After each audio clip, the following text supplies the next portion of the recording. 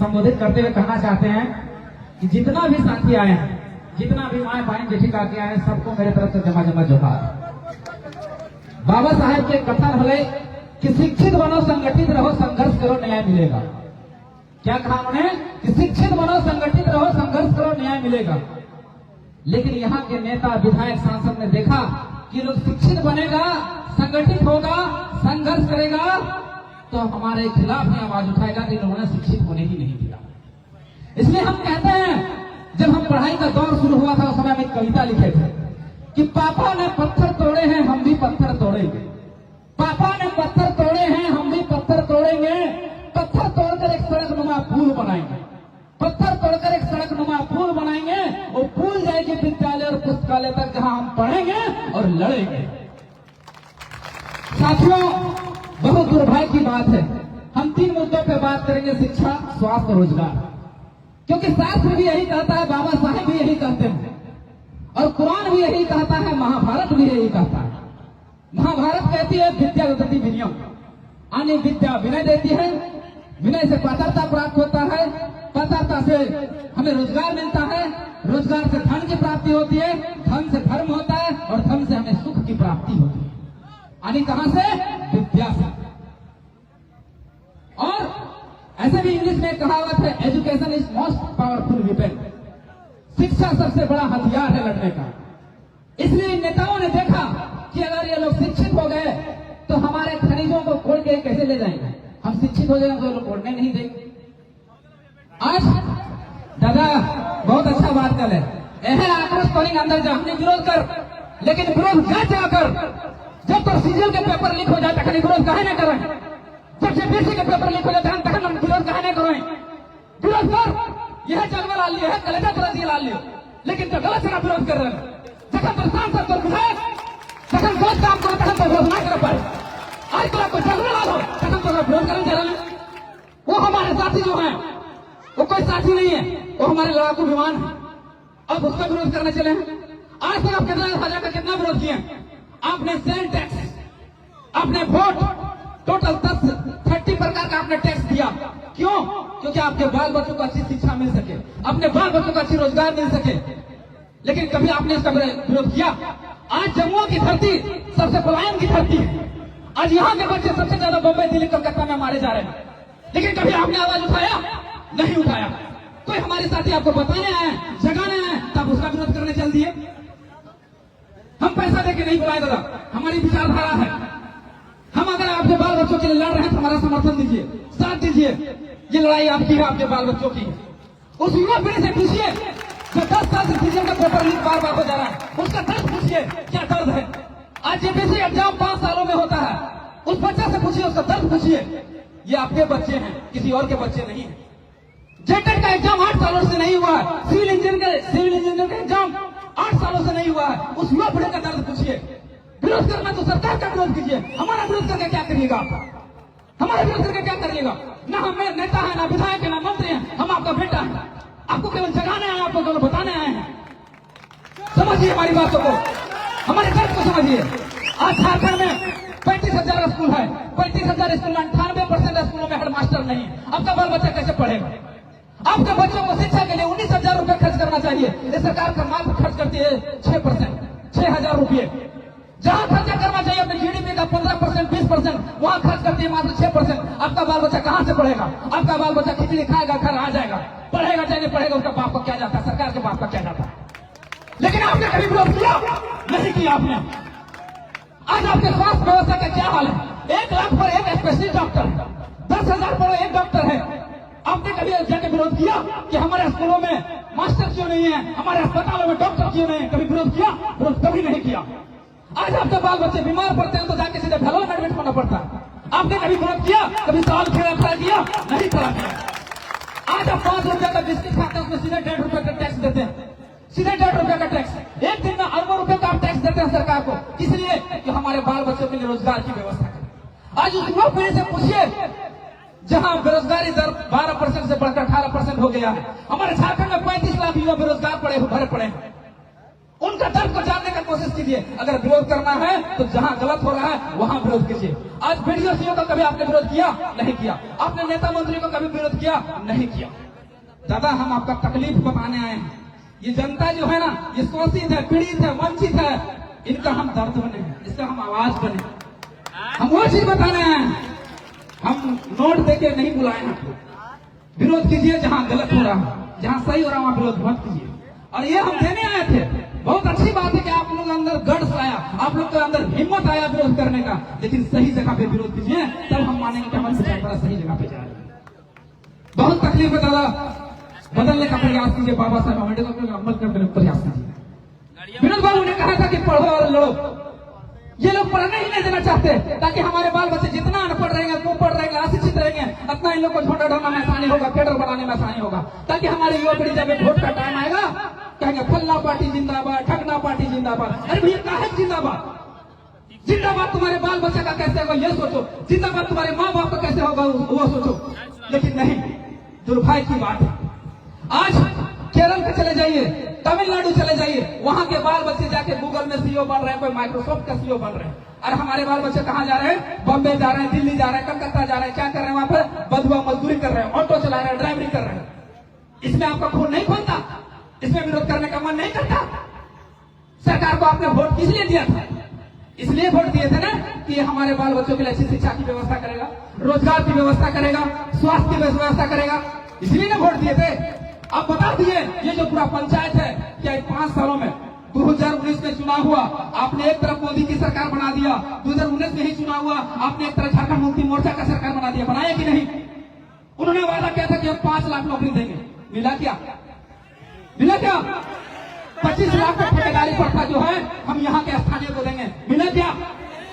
स्थानीय नीति देंगे, मिला क्या?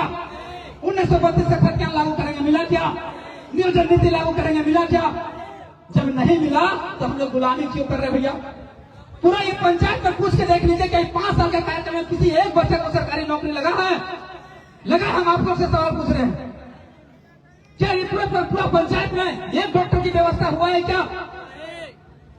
ये पूरा पंचायत की हम बात करते हैं, क्या एक सरकारी नौकरी, एक प्राइवेट नौकरी हमको बता दीजिए जो लगा होगा? लेकिन नहीं लगा है। फिर भी हम लोग चुनाव का टाइम आएगा तो हम लोग जात में, संप्रदाय में, लिंग में, धर्म में, वोट में जाकर वोट देंगे। और जब वोटवा खत्म हो जाएगा तब कहेंगे कि हमारे बेटवा पढ़ाबे न कर, हमारे बेटे के इलाजे में हो, हमारे बेटवा बेटे रोजगार नहीं मिले। मिलता कहां से? कभी आपने शिक्षा को मुद्दा बनाकर वोट किया? कभी रोजगार को मुद्दा बनाकर वोट किया? कभी स्वास्थ्य को मुद्दा बनाकर वोट किया? नहीं किया। आपने वोट कहां किया? जात में, धर्म में, लिंग में, संप्रदाय में। हम लोग का जब चुनाव आएगा तब कह देगा कि इंडिया जो है पाकिस्तान से अच्छा है और झारखंड जो है बिहार से अच्छा है। अरे भैया, हमारा झारखंड को हम बिहार से तुलना काहे करता है? केरल से तुलना काहे नहीं करता है? भारत को पाकिस्तान से तुलना काहे करता है? अमेरिका से तुलना काहे नहीं करता है? कहे सबसे गिरा हुआ राज्य अगर को है तो बिहार, सबसे गिरा हुआ देश को है तो पाकिस्तान, इसलिए तुलना कर देता है। तुलना कीजिए वहां से, केरल से, जहाँ की 96% आबादी पढ़ा लिखा है, वहां से तुलना कीजिए, और हमारी आबादी 66% पढ़ा हुआ है।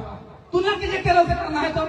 अगर हमारी तुलना करना है तो अमेरिका से कीजिए, जहां का जीडीपी जो है $5 ट्रिलियन पहुंच गया, उससे तुलना कीजिए। उससे तुलना क्यों नहीं करते हैं? आपको बरगलाया जा रहा है, आपको बहकाया जा रहा है, धर्म के नाम पर, जात के नाम पर। अब जागिए, हम लोग जगाने आए हैं। जात, संप्रदाय, लिंग, धर्म में मत बढ़िए। और यहाँ हजारों की भीड़ चढ़ जाए, लाखों की भीड़ जुड़ जाए, लेकिन कोई फायदा नहीं है जब तक हमारे 42 को लोग यहां से चुन के जब तक सदन में नहीं जाएंगे। क्योंकि कुंवर नारायण ने बहुत अच्छी बात कही थी कि सड़क सुना हो जाएगा, सड़क अगर सुना पड़ गया तो सदन आवारा हो जाएगा। हमने 3 सालों के दरमियान में सड़क को सुना नहीं पड़ने दिया, आंदोलन करते गए, सरकार को बताने का प्रयास किया कि ये नीतियां आपकी गलत है, लेकिन सरकार ने सुना आज तक नहीं। ये 2024 का मौका है भैया, इसमें वोट ऐसे जगहों पे कीजिए जहां सरकार को चोट लगे, और एक बदलाव कीजिए ताकि जाके हम नीतियां बना सकें। हम लड़ाई लेके चले थे 1932 से खतियान का नियोजन नीति का, तो हम 1932 का छोड़ नहीं सकते, इसलिए 1932 को जानना बहुत जरूरी है। हमार माए बहन जेठी काकी सब आलत है, अपनी बहुत सारा संवैधानिक भाषा के नहीं समझे पारत है।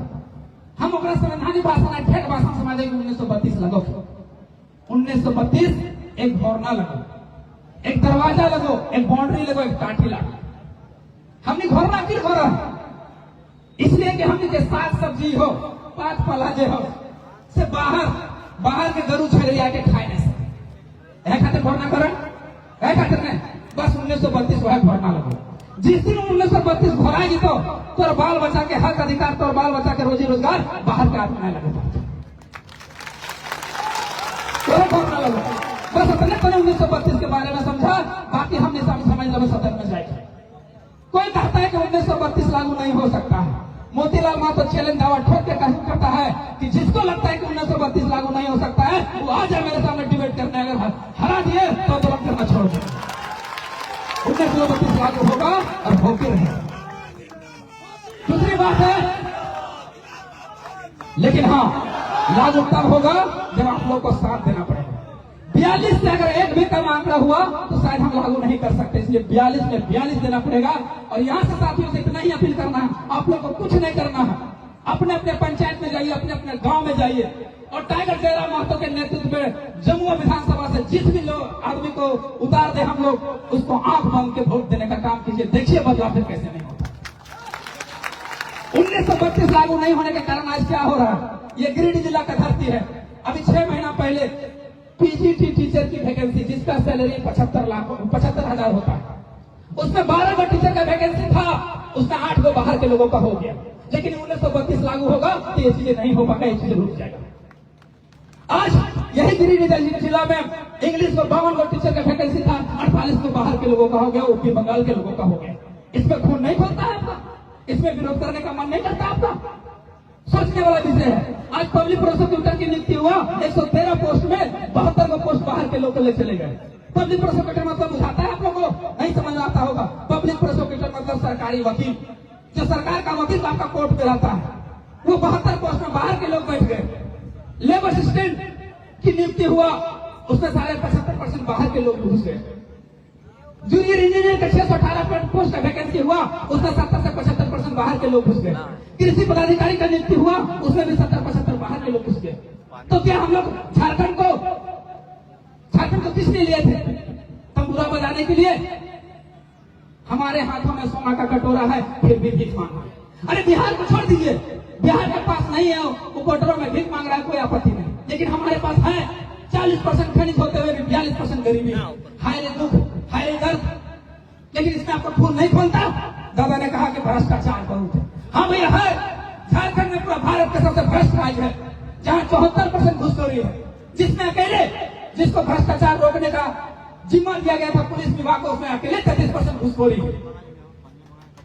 क्या कीजिएगा, वही घुसखोरी। अभी तो सबसे बड़ा मामला सुनने में आया एंटी करप्शन ब्यूरो, जिसको भ्रष्टाचार रोकने की जिम्मेवारी दिया जाता है, उसी के अधिकारी आज घूस लेते पकड़ा गया। हाय रे दुर्भाग्य, हाय रे झारखंड, किसके लिए झारखंड?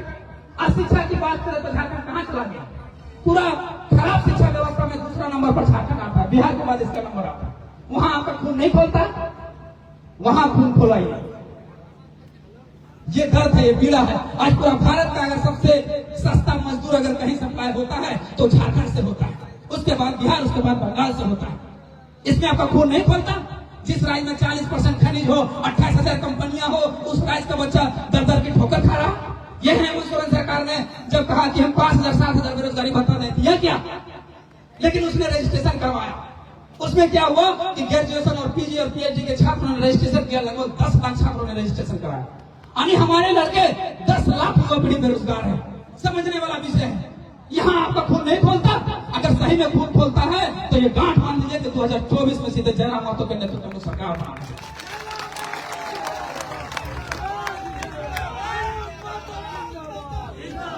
सदियों की बुझी राख सुगबुगा उठी। दिनकर जी ने बहुत अच्छा कविता कहा था। इमरजेंसी के टाइम में जब इंदिरा गांधी ने इमरजेंसी लगा दिया था, तब दिनकर जी ने कविता लिखी थी कि सदियों की बुझी राख सुगबुगा उठी है, सदियों की बुझी राख सुगबुगा उठी है। मिट्टी सोने के मुकुट पहन इठला रही, मिट्टी सोने के मुकुट पहन इठला रही है।